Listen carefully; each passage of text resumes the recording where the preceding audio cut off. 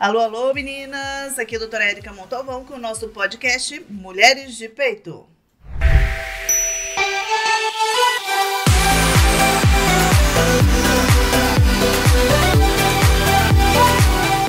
Olá, olá, meninas! Estamos aqui com mais uma gravação do nosso podcast. Eu quero agradecer toda a companhia de vocês e quero fazer um pedido. A gente tem dois lugares que a gente pode seguir, conversar e assistir. O primeiro é no YouTube, doutora Érica Montalvão. Se inscreva no canal, aperte o sinetinho, aperte no Malangandã. Você deve saber por que eu tô falando isso. E depois também tem no Spotify, né? Chama Mulheres de Peito. É o nosso podcast. Eu acho que vale a pena para a gente poder conseguir mostrar para mais mulheres e para não só mulheres, porque tem assuntos que homens também vão se interessar.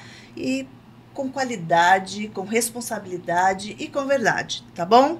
Obrigada. Hoje eu vou entrevistar aqui uma querida, na verdade, e olha que responsabilidade. Eu vou entrevistar a Marcela Mesquita. Eu acho que a maioria de vocês já conhecem, esse programa ainda passa muito aqui pra gente, então que a gente bom. daqui conhece bem. Estamos em casa, então. É uma jornalista e apresentadora, né? Então vocês já viram com saia justa que eu tô hoje, né? Mas tudo bem, eu vou manter a linha. Prometo não fazer feio para vocês, tá? Muito obrigada pelo Obrigada a você, é um prazer estar aqui. Esse convite. Imagina, obrigada a você. Fala um pouquinho de você para mim.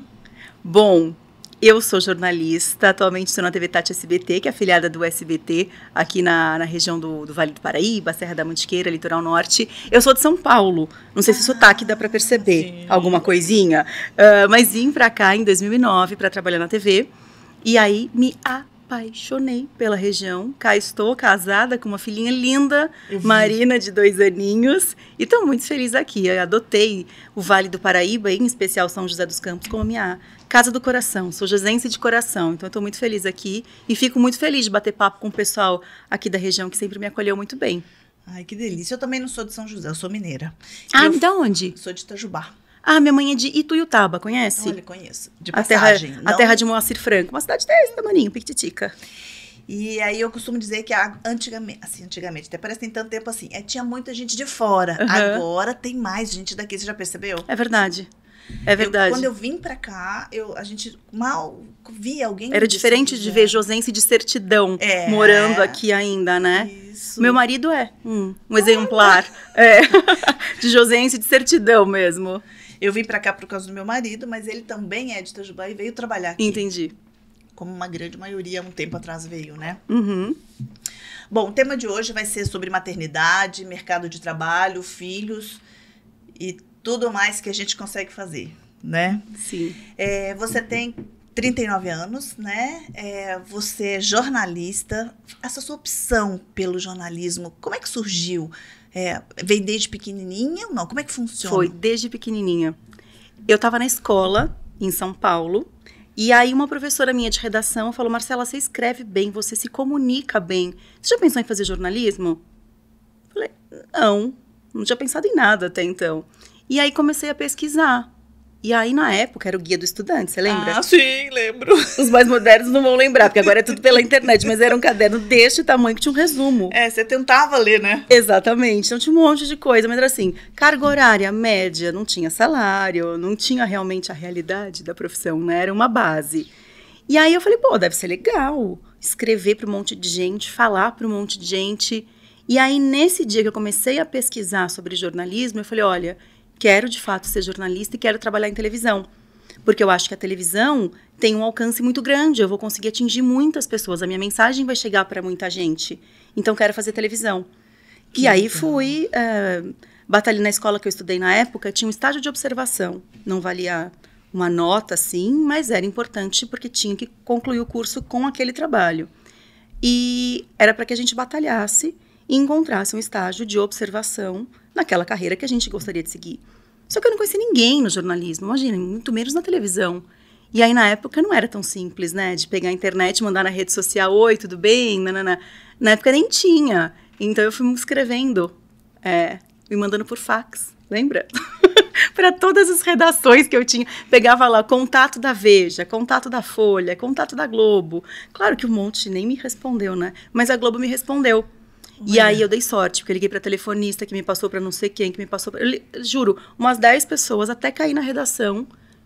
E o cara que me atendeu era um chefe de redação, eu dei muita sorte, ele foi incrível comigo, foi super atencioso. Falou, olha, ser, né? Era pra ser. Escreve uma carta de próprio punho, manda por fax, que a gente te dá um retorno. E aí eles autorizaram esse meu estágio de observação. E eu lembro que eu saí com Tramontina para ver como é que ele fazia matéria, como é que ele apresentava o jornal, o SP. Falei, é isso, tá decidido. E aí passei no vestibular e, de fato, consegui para a televisão, que era o meu objetivo. Que delícia, que legal. Isso é importante porque, assim, muita gente acha que a gente nasce querendo já uma profissão ou escolhendo uma profissão. Tem gente que tem o dom de descobrir cedo, né? E tem gente que demora. Eu fui uma que demorei, eu falo para todo mundo, né? Você é casada e tem uma filhinha, né? Me conta um pouquinho, como é que é essa história do casamento na sua vida, da família? Eu sempre quis, né, formar uma família, sempre sonhei com a maternidade. Eu nunca quis ser mãe full time, assim, sabe? Eu sempre gostei muito de trabalhar, sempre fui apaixonada pela minha profissão. Então eu queria muito ter a minha família, os meus filhos, mas eu nunca quis deixar de lado o meu lado profissional. Eu sempre quis tentar, meu objetivo era tentar conciliar os dois. Eu só não sabia que era tão difícil, né? Mas, enfim, mas consegui. Isso pra gente, né? Não. Mas tá dando certo. E aí, quando eu vim para São José, alguns anos depois, eu conheci o Henrique, que é o meu marido. A gente começou a namorar. Ele é da área? Ele é radialista. A gente trabalhou juntos na Vanguarda, na época que nós dois trabalhávamos lá. E aí a gente começou a namorar lá. E aí tivemos a nossa pititica. Estamos juntos há 10 anos. Ela tá com quantos anos? 2. E bom, vou fazer uma pergunta que eu passei e muitas das minhas pacientes passam. A hora que você pegou o teste positivo, que reação você teve? Porque tem gente que leva susto. Você já estava esperando. Eu voltei de viagem, eu fui fazer uma viagem para o Canadá, porque o meu irmão morava lá, de férias. Voltei, pandemia, tudo fechado, os aeroportos fechando, a gente antecipou a nossa vinda. E eu sempre fui muito reguladinha na menstruação. E a minha menstruação estava atrasada. Só que eu estava com muita dor nos seios, que era um sintoma que eu sempre tive no pré-menstrual. Então, para mim, estava tudo bem. Imaginei meu marido voltando de viagem, sem nada para fazer, estava tudo fechado, a gente não podia sair de casa. Estava tomando vinho todo dia, beliscando, era férias e festa. E achando que estava tudo certo, curtindo o momento. E aí meu marido falou, Marcela, não é possível, faz o teste. Eu falei, que teste? Você tá doido, até parece, imagina. Para de besteira, não é. Ele, não, olha, eu vou comprar e você vai fazer. Eu falei, tá bom, tipo, para de encher o saco, eu vou fazer.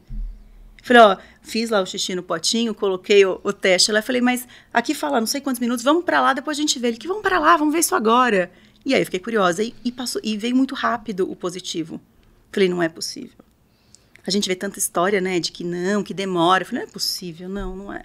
Liguei pra minha médica, falei, não é possível, o teste deu positivo. Ela, mas por que não é possível? Eu falei, não, mas eu não tô achando que eu tô grávida. Ela, não, vamos fazer o teste de sangue, o exame de sangue. Fiz, ela falou, olha, Marcela, você não tá grávida, você tá muito grávida. E eu falei, meu Deus, é verdade, então.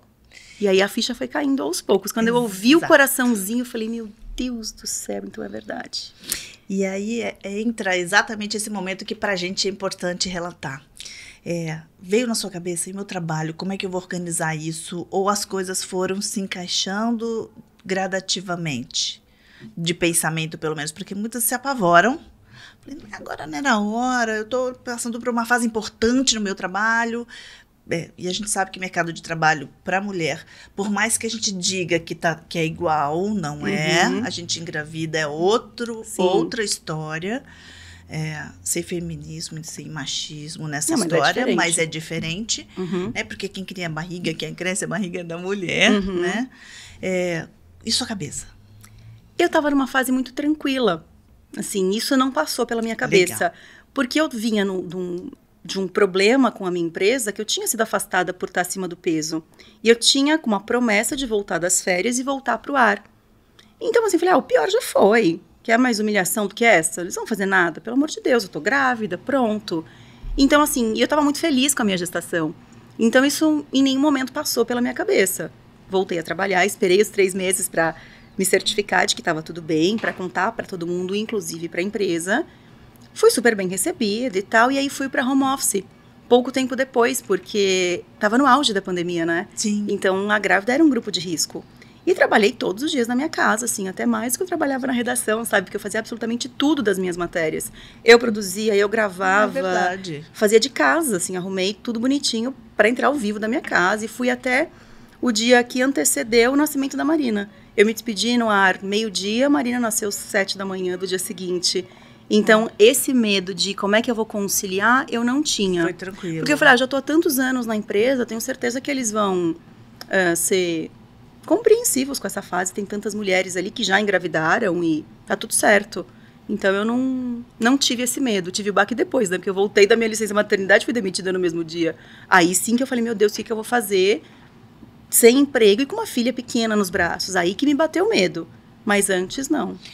Na verdade, a gravidez em si, eu acho que ela fortalece, independente do resultado que a gente tenha no trabalho. Uhum. Eu tenho uma coisa que eu percebo, e a gente sabe que as mães ficam mais fortes. Sem dúvida. Porque elas se blindam, né? Sim. De tudo, até pra tá tudo certo. Não, porque tem que estar. Porque você Né? tem um serzinho que depende totalmente de você, e você precisa estar bem em todos os sentidos, ou o melhor possível, para que você dê aquela atenção que aquele nenenzinho precisa, né? Só pode ser você. E aí, nasceu, Uhum. né? Você já estava empregada de novo quando nasceu? Não, eu fui demitida quando eu voltei da licença 3 maternidade. meses. Sim. Quando nasceu foi tudo lindo. Fizeram homenagem pra mim no ar e tal, e depois falaram tchau, mas enfim. A gente sabe, assim, que o trabalho seu não é fácil, Uhum. né? Os seus horários, a carga horária é diferente, é extensa, mas ao mesmo tempo ainda dá para você dar uma ajeitada. Mas tem um horário fixo que você tem que cumprir. Uhum. E como é que foi na maternidade? Como é que funcionou isso para você? Foi bom ou você teve que mudar de horário? Você se ajeitou? Não, foi tranquilo, assim. Logo depois que eu saí da Vanguarda, acho que 15 dias depois, eu já estava em negociação com o SBT. E aí a gente não tinha uma data ainda, foi um namoro de alguns meses até, de fato, assinar o contrato. Então, eu tive esse tempo para, na verdade, me dedicar completamente à maternidade e alguns trabalhos que eu podia ir fazendo de acordo com o meu horário, que coincidia ou não com o horário do meu marido. Então, a gente conseguiu resolver isso. Quando eu comecei a trabalhar na TV Tati, o meu horário era um horário meio que intermediário. Outubro, novembro, dezembro, 2 meses depois, eu mudei de horário. Aí foi mais difícil, porque eu fui para o Novo Dia, que é o que eu faço agora, e aí eu entro 4h30 da manhã. Então, foi um pouquinho mais difícil a adaptação, mas, por outro lado, eu saio meio-dia, então dá para eu ficar à tarde com a minha filhinha e tocar os meus outros projetos. Você falou uma coisa que é importante, eu falo no consultório, assim, eu peço para os pacientes fazerem algumas atividades, porque a gente faz para os filhos e para a família, né? Uhum. Quando você não tem a obrigação do trabalho ali Sim. naquele momento. Mas eu peço para elas fazerem, não é a mesma coisa, mas dá para você entender o que eu quero dizer. Atividade física de mãe é de manhã, porque você faz, não é por causa do seu horário, tá? A gente faz, depois você pode fazer o que você quiser o dia todo, não fazer atividade física à noite, você já cumpriu de dia, você já fez o seu. Porque depois você faz todo o outro, né? E em relação ao seu trabalho, eu acho que é isso mesmo. Para você ficou bom exatamente por isso. É um horário que tua filha ainda tá dormindo, depois vai pra escola, não é isso? E meio-dia você tá em casa, você fica com ela. É muito cansativo. É puxado. Sim. Você Porque, levanta assim, o quê? 3? 3h30. Então, assim, por que eu falo que é puxado? Não é nenhuma reclamação, é uma escolha minha. Sim, né? lógico. Mas é que para que as pessoas não romantizem uma situação que não tem romantismo, pelo menos não para a maioria, e tá tudo certo. Quando a gente fala real, porque para mim, eu sempre quis ser mãe, então a maternidade era um sonho, mas a gente não vive um sonho todos os dias, porque tem o cansaço, porque tem o estresse, porque você perde o tempo que antes era seu para fazer as suas coisas. E eu não acho que falar sobre isso seja nenhuma reclamação e nenhum egoísmo. Eu acho que é a realidade. Exatamente. Porque hoje em dia a gente pode falar sobre isso. Não é mais mal visto como era antigamente, do tipo, imagina uma mulher reclamando que não tem tempo para ela, talvez há 30, 40 anos. Isso fosse um absurdo, até porque a mulher nem sabia o que era tempo para ela, né? Hoje em dia a gente sabe como é. E a gente batalha por isso. A gente sabe como faz bem para nossa saúde mental ter um tempo pra gente. E aí, quando você tem filho pequeno, esse tempo você esquece. Porque não dá. Pelo menos na minha realidade não dava. Tudo foi muito em função dela. E eu sei que é uma fase que vai passar, mas não é fácil. E dentro do seu trabalho, né? Você sempre quis estar, assim, na parte do jornalismo, em frente à câmera? Sempre foi esse? Sempre. Era meu foco ser repórter. Isso aqui é tiete, gente. Vai ter jeito, eu vou ter que falar. Eu sei que você é amiga também de uma pessoa, pelo menos eu li. Agora você pode me falar que não é. Será que é fake news? Vamos ver. Ai, é verdade, hein? Se não for, mas eu nem falei para eles, viu? Que eu pesquisei sozinha. Natália Arcuri. Verdade! Ufa, hein? Mas eles não me falaram nada, Natália foi eu que olhei. É uma amiga muito querida, a gente se conhece já há muitos anos. É verdade. Quem não conhece, Natália Arcuri é uma pessoa que ajuda muita gente a lidar com dinheiro. E é a gente igual a gente, o que é mais legal do mundo. E eu a conheci na pandemia. Eu ia caminhar, botava os podcasts dela, ia caminhar. Falei, gente, eu ficava maravilhada com essa mulher. Mandei um monte de mensagem pra ela, mas coitada, ela não responde, porque tem muita gente mandando mensagem. Mas eu vou mandar esse trecho pra ela. E aí eu me lembro, e assim, eu falei, poxa, eu não tenho esse perfil. Será que ela tem alguma coisa para aquelas pessoas que não têm perfil? Eu falei, mas aí eu conheci a história dela. E eu falei, aí do nada eu tava lendo, ele é amiga da Natália. Então fala que eu mandei um beijo pra ela. Pode deixar, Nath, um beijo pra você também. Então você prefere. E ela é uma querida, viu? É. Ela é autêntica e ela é econômica como ela faz. Não eu é aquele acredito. papo assim, ela do tipo, vou falar pra fazer bonito. Não, ela faz. Tudo. Eu vou contar uma, pode? Pode, claro. A gente fez um curso juntas, né? No Senac, em São Ela é Paulo. jornalista Ela é também, jornalista, né? E a gente fez um curso de locução juntas. Ela já trabalhava na televisão, mas ela sempre quis mais. Ela sempre batalhou muito. Isso é muito bacana. Ela nunca se acomodou com o não que ela recebia. Tipo, hoje não tem experiência para você, mas oportunidade para você, mas por quê? Porque faltou experiência. Tá, então pera. Ela ia buscar experiência. Entendeu? Ela nunca... as portas iam se fechando e ela dava um jeito de meter o pé na porta e abrir. Por competência, porque ela... Era isso que faltava? Agora não falta mais, mas agora falta aquilo. Tá, pera. Agora não falta mais. Sabe assim? Ela sempre foi muito guerreira. Bárbaro isso. E aí a gente fez um curso em São Paulo de locução e a gente foi se conhecendo. E ela era sempre muito econômica. Com coisas assim, por exemplo... Pode falar marca aqui? Pode. Pode. Tipo... Trident, vai? Sim. Aquele chicletinho todo mundo tem na bolsa. Eu sei bolsa. dessa história. Ela come metade do Trident. Ela não pega o Trident inteiro. Ela contou essa história. E eu falei hoje isso pra uma amiga minha da TV. Que ela falou assim, que é chiclete? Eu falei, quero, mas só a metadinha. Ela falou, por que metade? Eu falei, você não segue as dicas da Natália, né? Ela, não, eu nunca vi isso. Eu falei, porque rende mais. E quando você se acostuma a colocar metade na boca... Não faz diferença? Nem faz diferença. Não é o objetivo que é mascar o chiclete. E você dobra o tempo, a quantidade. Só que na época a gente falou, vai, Natália. Só que faz muito sentido. Tudo. E ela, então ela é real mesmo. E ela, assim, exatamente. Olha, a gente já tá mudando de assunto, gente. Mas assim, o podcast é pra isso, tá? E ela mostra exatamente que as pessoas têm como fazer melhor, né? Sim. E eu achei mais fantástico que isso é pra todo mundo. Ela é incrível. Pronto, tietei. E a sensação de entrar ao vivo, assim? Eu adoro. Adoro. E conta pra mim uma coisa. Alguma vez você... assim, dá friozinho na barriga ainda, né? Alguma vez você fez alguma entrevista que te marcou mais, que você pode citar alguma coisa interessante? Falou, nossa, essa foi uma entrevista que eu acho que eu preciso falar e eu guardei e vou guardar pra minha vida. Eu acho que algumas. Uma que eu lembro que me marcou muito foi quando teve o acidente da Mogi Bertioga. Você se lembra? Com aquele ônibus de estudantes. Muitos estudantes de São Sebastião morreram. E a gente foi para lá, né? Já tinha uma equipe nossa lá, assim que soube do acidente, mas quando a gente viu a gravidade da coisa, eu já tinha cumprido a minha jornada, estava almoçando para ir para casa. Meu chefe na época ligou e falou, Marcela, eu preciso de você, arruma suas coisas, que eu preciso que você vá para São Sebastião para fazer o velório da madrugada. E eu fiquei a madrugada inteira no velório comunitário. Eu nunca tinha visto isso assim de perto, sabe? Para mim era uma coisa muito distante da minha realidade. Sim, sim. De repente eu vejo aquele ginásio lotado de caixão, lotado de gente desesperada. E eu sempre tive muita preocupação de não ser invasiva com os meus entrevistados.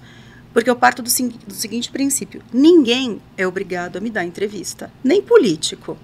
Não tem nenhuma cláusula ali que fale, você foi eleito e agora é obrigado a dar entrevista para quem quer que seja. A gente, claro, que espera que a pessoa fique mais disponível, mas não é obrigado. Numa situação dessa, como é que você coloca uma câmera, tipo, no sofrimento de alguém, mete o microfone sem ser... Mas, ao mesmo tempo, era meu trabalho. Então, eu estava muito desconfortável. E, ao mesmo tempo, muito mexida com a situação. Então, assim, foi muito difícil. Eu lembro que eu olhava para o cinegrafista, que é um querido, Silas Basílio, que estava comigo no dia.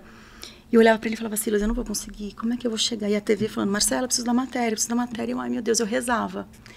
E eu consegui fazer a matéria. Fui chegando aos pouquinhos, quase que me desculpando por estar ali, sabe? E eu consegui fazer a matéria. Na sequência, eu precisava entrar ao vivo para falar sobre isso. Mas eu tava, sabe, com o coração batendo aqui, boca seca, assim, sem dormir, sem comer, porque a gente não teve tempo de tomar café. E nem fome tinha, vendo aquela tristeza toda. E eu entrei ao vivo. E eu lembro que eu fui falando, eu lembro como se fosse hoje. Eu olhei para a câmera e eu fui falando. Não tinha roteiro, não tinha... eu dificilmente faço ao vivo com colinha, assim. Fui falando, olhando para a câmera. E juro, saiu do coração mesmo, sabe? E eu segurando para não chorar. Eu lembro que eu sentia a minha respiração, porque eu estava segurando para não me emocionar. Porque tinha aquela coisa, eu não posso. E eu lembro que por várias vezes o cinegrafista, ele tirava assim o olhinho da câmera e, tipo, será que ela vai chorar agora? Meu Deus, segura, sabe? Meio que torcendo para que eu não desmoronasse naquela hora. Então, isso me marcou muito. E aí, um ano depois, eu voltei para Barra Duna para conversar com um sobrevivente e com o pai de um menino que tinha morrido. O menino era filho único. A mãe mantinha, até arrepia, a mãe mantinha o quarto dele exatamente igual. Ela olhava a foto e chorava. E o pai, assim, aquele olhar perdido, de ele perdeu o sentido da vida dele. E ele tava ali tentando ser forte, mas você via no olhar da pessoa que ela tava, tipo, sabe, olhando pra não sei onde. E aí eu comecei a chorar na entrevista, né? Porque eu não aguentei. Eu falei, como é que você consegue, meu Deus? E eu nem era mãe. Acho que se fosse hoje, não sei se ia dar certo, não. E depois ele mandou uma mensagem para a produtora, me agradecendo, falando que eu tinha tido uma sensibilidade incrível, que eu tinha sido muito respeitosa, e perguntando se eu estava bem, porque eu tinha chorado. Ele quase me consolou de tanto que eu chorava. Essas duas entrevistas me marcaram, assim, essas situações me marcaram, mais pelo lado triste da coisa. E uma entrevista que me marcou muito positivamente foi a entrevista que eu fiz com o Roberto Carlos, né? Ah, é que verdade. Eu consegui uma exclusiva com ele. E eu adoro. Eu vi a sua foto com ele. Então essa eu conto sorrindo. E é exatamente isso que eu ia perguntar para você. Você tem alguma reportagem, alguma história para contar pra gente de alguma entrevista ou que seja que você fez com alguma mulher motivadora, sabe? Alguma coisa que a gente pode falar, olha... mulher de novo, viu? Mulher de peito. Pra gente poder contar alguma coisa assim. Eu entrevistei essa tal pessoa e eu acho que é uma história bonita para se contar. Igual você entrevistou o Roberto Carlos, não que não seja. Não, sim, mas não é mulher. E é porque só pra gente... Olha, eu lembro de muitas matérias que eu fiz com mulheres. Talvez eu não me lembre agora o nome delas, mas histórias que me marcaram. Histórias de mulheres que recomeçaram inúmeras vezes. Porque a vida foi tirando delas oportunidade, foi tirando gente querida, sobrando agressão, sabe, faltando amor e sobrando agressão. E essas mulheres conseguiram, essas mulheres recomeçaram. Gente que tinha tentado engravidar várias vezes e que tinha perdido um monte de bebezinho, mas que estava muito feliz comemorando o aniversário de 1 ano depois do filho que nasceu. E todas essas matérias que me marcaram são de gente como a gente, sabe? Eu lembro de uma senhora que eu fiz um plantão. Eu estava de saco cheio, não aguentava mais. Tinha acabado de ir para a geladeira, estava pé da vida. Mas indo para a reportagem ainda sem aparecer. E lá, fazendo meu trabalho, sempre, por mais desconfortável que eu estivesse, sempre entreguei tudo. E aí, esse dia, eu estava de saco cheio do plantão. Eu falei, cara, por que eu estou aqui? Eu não pode nem aparecer, que saco, né? Mas ok, vamos embora. E eu encontrei uma senhorinha que eu até postei, na época, nas minhas redes sociais. Se eu não me engano, era a Dona Maria. Era um mutirão que a gente estava fazendo de exames, de consultas dermatológicas na Santa Casa, aqui de São José. E essa senhorinha nunca tinha ido ao dermatologista na vida. E ela era uma senhora mesmo, não era uma jovem senhora. Ela devia ter uns 70 e tantos anos, por aí. Mas assim, com aquele semblante mais sofrido, sabe? Não era aquela setentona que tá super no auge da vida, não. E ela topou gravar com a gente. Eu falei... e tudo pra ela era muito obrigada. Ela tava muito feliz de estar ali, né? Muito grata. E eu perguntei pra ela, eu falei, a senhora tá animada? Que beleza, alguma coisa nesse sentido. Ela falou, minha filha, eu tomei banho cedo, me arrumei, peguei não sei quantos ônibus pra estar aqui, porque eu não podia perder essa oportunidade. Quando na minha vida que eu pensei que eu fosse passar num dermatologista? Aí eu olhei aquela senhora e falei, ai, dona Maria, muito obrigada pela entrevista. Imagina, obrigada senhora, obrigada a você pela oportunidade, não sei o que, por ter conseguido isso para mim. Eu falei, não consegui nada não, pelo amor de Deus. Agradeço aos médicos, né? Eu estava aqui só registrando esse momento, muito obrigada pela entrevista. Ela, não, muito obrigada, vou falar para todo mundo assistir esse meu momento. E aí na hora, eu terminei as minhas coisas, fui pro carro, eu falei, cara, eu tô reclamando do quê mesmo? Essa senhora está comemorando de ter conseguido um dermatologista que eu, graças a Deus, tenho, é só eu marcar. E quantas pessoas têm essa oportunidade e não vão, e não aparecem, e não se cuidam? Olha, toda a dificuldade que ela passou a vida inteira para hoje estar comemorando uma consulta rápida, porque era mutirão. Então, assim, são lições que a gente tira diariamente quando a gente conversa com mulheres. Todo mundo tem uma história para contar que te ensina alguma coisa. Você comentando isso, e a gente tenta mostrar exatamente isso, embora tua profissão tenha o glamour de quem está assistindo, não de quem está ali, né, fazendo ali, porque só você sabe o que você passa, além do emocional, o estresse do horário, o estresse de pressão, de tempo, né? E de salário também, que isso é importante a gente falar, que a gente tem uma ideia que recebe rios de dinheiro todo mundo, em qualquer área, qualquer profissão. Não, são poucos que ganham rios, né? E às vezes a gente faz o glamour da história, né, da profissão. Então, a ideia de vir conversar com você era isso também, a gente falar do que é pesado, mas a paixão. Sim. E quando faz o que é apaixonado, tudo certo. Eu sempre tento tirar alguma coisa positiva de cada situação que me aparece. Positiva, melhor ainda. E mesmo da negativa, no momento é difícil você encontrar algo positivo numa situação delicada. Mas toda entrevista que eu fiz nesses mais de 10 anos de profissão na TV, eu sempre tentei tirar alguma lição. Isso. Ou daquela situação, ou daquela reportagem.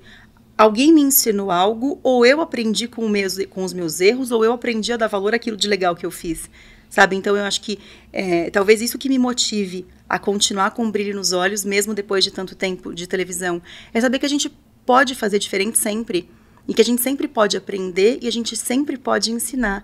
O dia que a gente colocar a teclinha lá do automático, e eu acho que isso vale para qualquer profissão, eu falo, o dia que a gente só falar que sabe tudo, entendeu? Interna porque tem uma coisa de errado. E perdeu o sentido daquilo, né? A não ser que seja por dinheiro, claro. Aí não vai perder o sentido nunca, mas essa coisa de paixão mesmo, a gente tem que tirar proveito e lições. Muito bem. E no seu tempo livre? Qual? O que você faz? Das 2 às 3 da manhã, porque às 3 você acorda. Eu ultimamente não tenho tido muito tempo livre, não. É uma coisa que me faz muita falta. Porque eu adoro. O que você gosta de fazer? Quando você tem, o que você gosta de fazer? Eu gosto muito de jogar tênis. Olha. Eu tô doida pra voltar e eu parei, né, na pandemia, depois não consegui mais voltar. Eu gosto muito de pilates, que é também uma coisa que eu adoraria voltar e não tô conseguindo tempo. Mas ultimamente, nos pequenos intervalos que eu tenho, eu gosto de fazer nada. Deitar e tomar um café, com calma, longe do celular, só respirando e pensando coisas boas, assim, sabe? Tomar um café com calma, sem aquela correria de vamos agora, eu preciso sair. Eu gosto de fazer isso. E o que você gosta de fazer, eu entendi. E o que você consegue fazer? Tomar um cafezinho. Só? Então eu vou puxar a orelha. Minutos. Vou puxar a orelha como médica. Você eu precisa sei. fazer atividade física, você tá pelo certa. amor de Deus. Mas você sabe que isso é uma coisa que eu coloquei como meta agora de 2023 e meta real. Porque eu falei pro meu marido, eu falei, olha, eu vou começar, e falei pra minha nutricionista também, nem que seja com aqueles programas do YouTube de, a ginástica em casa, 10 minutos por dia, é melhor que nada. Então eu vou começar. E já tem data, segunda-feira. Olha. Ó, não, é real. Escrevinha aí, desculpa. Escreve aí, porque nós vamos cobrar dela. Brincadeira. Não, mas é uma coisa que faz bem. Eu, por muito tempo, nunca gostei muito de fazer atividade física. Então, por muito tempo, foi uma coisa obrigada. Tipo, tenho que fazer educação física. Tenho que fazer aula de não sei o quê. E eu fiquei um tempão sem fazer. O dia que eu voltei a pisar numa quadra de tênis, eu falei, por que eu fiquei tanto tempo fora? Não é? Que delícia que é sair cansada. Eu não sou de suar muito, sabe? Então, não é nem que eu saia suada da aula. Mas que delícia que é você fazer algo que você gosta, sabe? A atividade física vira um prazer. É só a gente descobrir o que a gente gosta. Eu costumo dizer assim, amar, assim, muita gente não gosta de atividade física. Mas a gente consegue, depois, o pós é tão muito prazeroso, bom. Não é? Eu nessa pandemia, eu e mais algumas amigas médicas, a gente montou um time de futebol de salão. Que legal! Né? Teve um burnout, aí sabia que eu conhecia o professor, que meus filhos jogavam bola, aí eu falei, eu monto o time, vamos brincar? Que legal! Né? E deu super certo, a gente tem camiseta, tem tudo. Ontem foi dia de treino, naquele toró a gente estava treinando. Que legal! Né? A gente tá... Então, assim, mas para brincar, e a gente sua, chega em casa, eu falei, nossa, tá tudo certo. Parece que as coisas... É muito gostoso. E só consegue perceber isso quem faz e quem começa. Então, verdade. Assim, minha ladainha no consultório é voltada para isso. É verdade. Porque a gente só dá valor mesmo ao poder da atividade física quando, eu acho, né? Pelo menos para mim foi assim. Quando eu encontrei alguma coisa que eu realmente gostava de fazer 2 vezes na semana... Era, nossa, que delícia que é a hora de eu ir pro tênis. Parecia criança, sabe? Ansiosa de pegar minha malinha raqueteira e tipo, vamos embora. E aí que você para de fazer, você fala, poxa, que saudade, que falta me faz. O Pilates é a mesma coisa. Tô morrendo de dor no joelho. Você vai voltar segunda no quê? No Pilates? Ou não, no na tênis? Ginástica. Tá. Não, no tênis ainda não dá, porque não tem horário fixo, entendeu? A gente tem que se comprometer com o que a gente pode cumprir, não é verdade? Tá certo. Na ginástica e na caminhada. E a alimentação sua nessa história, nessa correria, como é que funciona? Você consegue alimentar saudável? Eu tento. Porque é corrida a tua vida. Muito. Eu tô falando isso porque um monte de gente é corrida e falando como tu passei no barzinho, comprei e saí. Não, eu tenho tentado, assim, no ano passado eu comecei um trabalho de reeducação alimentar. E eu tive um quadro de compulsão alimentar. Lá atrás, logo que eu fui afastada do vídeo, isso mexeu muito comigo. Então, para mim, não é simplesmente vou comer um frango com salada. O buraquinho é um pouquinho mais embaixo. E depois que eu comecei a me tratar sobre isso, e aí eu comecei a emagrecer, eu entendi que para mim o radicalismo não funciona, me faz mal. Certo. Então, eu entendi isso e eu tenho conseguido emagrecer aos poucos, sem cortar nada, sem me culpar de nada, sabe? E isso tem feito muito bem pra mim. Então, eu sei que o meu caminhar é pequeno, mas eu prefiro andar de pouquinho em pouquinho e seguir do que parar de comer, perder 10 quilos, aí depois volta, porque você não trata a cabeça, aí você engorda 15. E aí você fica nesse efeito sanfona, que é infernal, né? E eu acho que também pra saúde não faz nada bem. Então, eu tenho feito um trabalho de reeducação alimentar, com uma nutricionista que eu adoro, que ela é uma nutricionista comportamental, que eu acho que para mim tem feito bem a diferença, sabe? Que não é simplesmente passar, porque todo mundo sabe o que tem que comer para engordar e todo mundo sabe o que tem que diminuir para emagrecer, certo? Se fosse tão simples assim, nem precisaria de nutricionista, mas fazer uma dieta ou uma reeducação alimentar vai muito além do que comer grelhado com salada, né? Então, por isso que eu optei por procurar ajuda de profissionais que participam da sua dieta. Que participam da minha dieta. Isso é muito bacana. Deixa eu te perguntar uma coisa que eu acho que você levantou uma coisa importante que eu acho que vale a pena a gente comentar. Compulsão alimentar. Você já teve uma outra vez ou foi a primeira vez? E como é que surgiu, assim? Como é que você descobriu?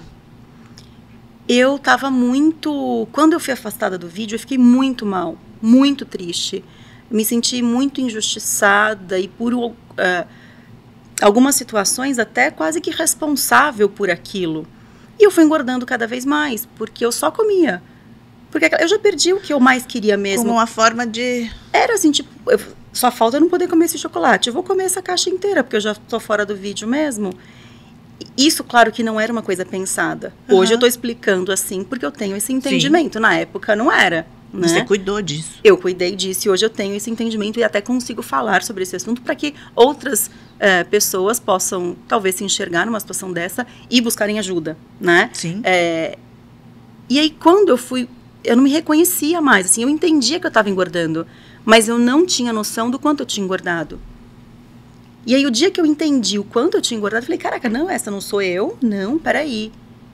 E aí, nesse processo de, peraí, o que está acontecendo comigo? Não, alguma coisa está errada, não é possível que eu esteja comendo tanto.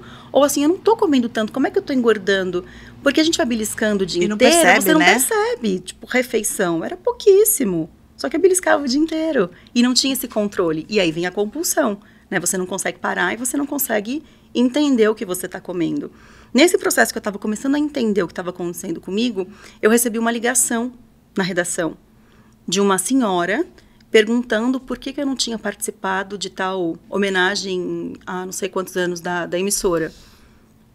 E aí eu sempre fui muito discreta, principalmente no trabalho. Quando você veste a camisa de uma empresa, eu acho que roupa suja se lava em casa. Enquanto eu estava lá, eu não falava publicamente sobre esse assunto porque eu achava que era expor a empresa, porque era errado mesmo o que estava acontecendo, né? Então, mas enquanto eu era funcionária, eu fiquei quieta. E aí, essa senhora me ligou, e estava todo mundo em festa, tal, não sei o quê, eu atendi, eu lembro da produtora, falando assim, ai, tem uma mulher querendo falar com você. E passou o telefone para mim e foi pra festa. Eu nem sabia o que era, atendi, e ela falou para mim, Marcela, aí começou a chorar, estava emocionada de falar comigo, e queria saber o porquê que eu não estava na tal reportagem especial. Falei, não foi todo mundo que apareceu, estão precisando de mim agora na redação, por isso que eu estou aqui. Mas você vai voltar? E eu não tinha essa resposta, porque a resposta não dependia de mim. Falei, vou, uma hora eu vou. E aí ela já tinha parado de chorar, ela começou a chorar de novo. E ela falou que ela estava muito doente. E que ela estava me ligando porque o meu sorriso na TV fazia bem para ela. E ela não estava vendo há algum tempo. Então ela queria entender o que estava acontecendo. E aí eu falei, não, fica tranquila, eu vou voltar. Se não for aqui, em outro lugar, eu ainda falei assim. Aí ela falou, então agora que você me disse isso, que eu vou voltar a ver seu sorriso na TV, eu vou me cuidar para te ver de novo. Parece que foi assim, tipo, a gota d'água que eu precisava para falar que eu não posso fazer isso comigo e nem com as pessoas que me amam. Então eu vou tentar entender o que está acontecendo. E aí fui procurar ajuda e aí deu tudo certo. Isso é bárbaro. É uma lição e é também uma direção para qualquer um que esteja passando por isso. A gente procurar o profissional adequado, a ajuda adequada, a gente consegue. Isso não é estético, isso é saúde. Tá? Não tem nada a ver com estética. E muitas mulheres vieram conversar comigo, depois que toda a história veio à tona, muitas mulheres vieram conversar comigo. E das mais diversas áreas, não só jornalistas, não. Muita gente da indústria, muitos médicos, até nutricionista, que teoricamente é como se o médico não pudesse ficar doente, porque sabe o remédio que tem que tomar, sabe como se o nutricionista não pudesse engordar um pouco ou ter um transtorno alimentar porque sabe fazer dieta. Sim. E muita gente falando para mim, Marcela, isso aconteceu comigo, mas eu não sabia que era compulsão. Marcelo, isso aconteceu comigo, mas eu não tinha ideia de que procurar um psiquiatra ou procurar uma terapia era uma saída tão importante. Eu só não sabia comer. E aí eu via as blogueiras magérrimas depois do terceiro filho com aquela barriga chapada, eu me sentia a pior das mulheres. Então muita gente veio, aí eu entendi, eu falei, caramba, é muito mais comum do que a gente imagina uma situação dessa, porque a gente acha que só com a gente, né? Mas não é, é com muita gente. E esse pensamento tem mudado, né? Muito. Eu acho que a gente está numa fase de transição de tudo, né? Tá um furacão, né? Esse período que a gente está passando de mudanças em todas as áreas, e inclusive nessa também. Então, em relação ao peso, embora o que parece na internet, aparece só coisas, a maioria coisas padrões. Né? E eu tenho falado isso porque eu me preocupo muito com os nossos adolescentes. Sim. Porque eles precisam saber que esse padrão de beleza é padrão não real. Sim. Né? Porque o padrão é seu. Você é bonita assim, você é bonito assim, eu sou bonita assim, você também. Sim. É isso que é importante, porque vem vindo outras doenças psicoemocionais envolvidas com seríssimas. Tudo isso. Exatamente. Seríssimas, porque eu ainda tive esse start e tive condições de procurar ajuda, de procurar uma equipe multidisciplinar que me ajudou muito. E quem não tem? E quem não tem alguém para conversar? Né? Porque não parte de você do nada, ops, vou procurar um psiquiatra, ops, vou procurar uma terapia. Não é assim que funciona. Não é diferente de, vou comprar essa blusinha aqui, gosto mais da verde do que da azul. Não é assim que funciona com a cabeça. E muita gente, muitos jovens passando por isso. porque não entraram na calça jeans 34, porque são baixinhas, porque são gordinhas, porque não tem o cabelo liso, ou porque tem o cabelo liso. Então é muito difícil, eu acho que a gente tem que falar mesmo sobre padrões e desmistificar certas coisas, para que todo mundo seja aceito, porque tem que ter espaço para todo mundo. Eu acho que ainda não tem, como deveria, mas tem melhorado. Eu percebo e vamos pegar isso. essa onda e vamos lutar. Mas eu acho também que os jovens, eles estão mais corajosos. Eles não engolem mais tanto sapo como eu engoli. Eu não sei quantos anos você tem, mas imagino que a gente seja próxima. Sim. É diferente. Totalmente. Não tem mais essa coisa. não Bateu, quer, levou, tchau. tchau. O quê? Você falou 2 vezes grossa comigo, tchau. Não sou obrigada a estar aqui. Vou procurar outro emprego, vou fazer outra coisa. E antigamente era aquela coisa, não, tudo bem. Você tá mal, o chefe tá abusando de você moralmente e você tá, ai meu Deus, não tem mais isso. Então eu acho que também é um movimento positivo essa liberdade também, inclusive de escolhas e de aceitação. Não, fantástico. Era isso que a gente queria chegar. A gente precisa entender que cada um no seu padrão, e é único seu, é próprio. Sim. Né? E tem caminho para melhora, gente. Isso é que é legal. A compulsão alimentar hoje, ela é mais comum do que a gente acha, mas tem tratamento, tem cuidado. E se não souberem quem procurar, manda pra gente aqui. A gente manda onde vocês podem procurar ajuda. Eu não sei de tudo, nunca vou saber. Se eu souber, pode me internar, mas eu procuro a ajuda de todo mundo e a gente manda para vocês o contato. Eu acho que vale a pena isso. Essa, eu acho que é a principal informação dessa parte. Ai, minha amiga, tem tanta coisa que me pediram para perguntar aqui, mas eu saí um monte da linha, mas tudo bem, o principal a gente falou. Eu não posso estender, porque senão eles vão me matar aqui. Mas eu quero te agradecer de coração. Imagina, seu obrigada carinho, a você. Seu papo. Eu acho Obrigada. que nós temos muito o que falar e passar para as pessoas que a gente pode ajudar de qualquer jeito. Sim. E cada um do seu jeito. É isso aí. E todo mundo tem um recurso. Eu falo assim, o problema todo mundo tem. A diferença é o recurso que você trabalha com ele. Eu falo no programa o seguinte, que todo mundo sabe de uma coisa, que o perrengue vem. Quando eu não sei, mas que vem. O perrengue financeiro, da saúde, do relacionamento, vem. A gente tem que estar preparada para quando o perrengue chegar, a gente encarar. Sim. E a gente dá um jeito. É verdade. Tem que dar. Obrigada. Obrigada a você, foi um prazer. Prazer foi meu. Obrigada. Beijo. Beijo, gente.